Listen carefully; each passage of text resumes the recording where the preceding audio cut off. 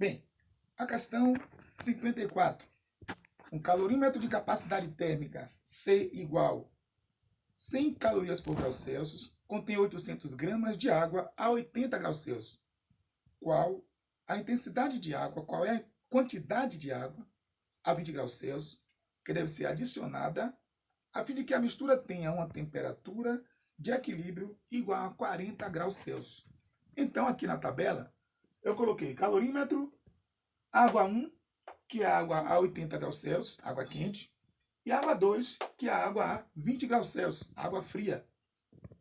Bom, o calorímetro ele tem capacidade térmica.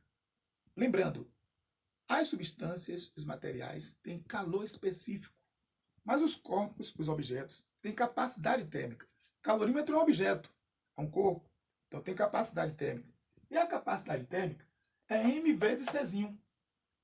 Massa vezes calor específico. Então, para o calorímetro, a capacidade térmica, M vezes C, igual a 100. A temperatura inicial do calorímetro é sempre a mesma temperatura inicial do líquido que já está dentro dele. A temperatura inicial do calorímetro é sempre a mesma do líquido que está inicialmente dentro dele. E dentro do calorímetro já tinha água a 80 graus Celsius. Qual é a temperatura inicial do calorímetro? 80 graus Celsius. Então, a água quente, a massa é 800 gramas, calor específico 1, 80 graus, a temperatura inicial. A água fria está inicialmente a 20 graus Celsius, o calor específico é 1. E a massa de água fria que a gente vai derramar no calorímetro, é isso que a gente quer saber.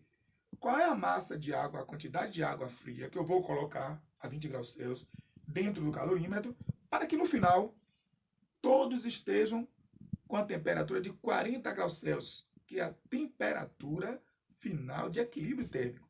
Então, usando o princípio das trocas de calor, Q1 mais Q2 mais Q3 igual a zero. MC ΔT mais MC ΔT mais MC ΔT igual a zero.